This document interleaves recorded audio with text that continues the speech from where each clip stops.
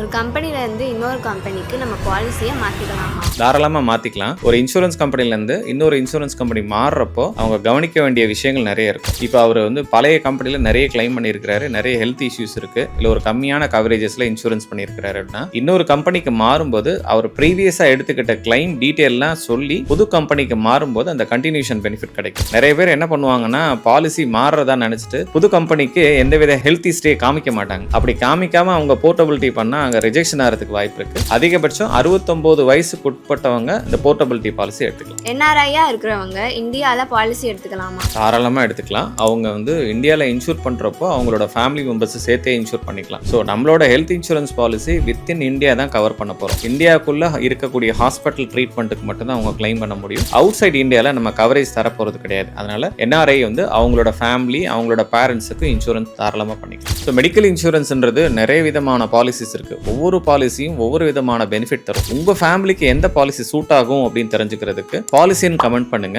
Medical insurance சம்பந்தமான முக்கியமான விஷயங்கள் நீங்கள் தெரிஞ்சுக்கிறதுக்கு என்னோட பேஜை ஃபாலோ பண்ணுங்க. உங்கள் மருத்துவம் எங்கள் செலவு.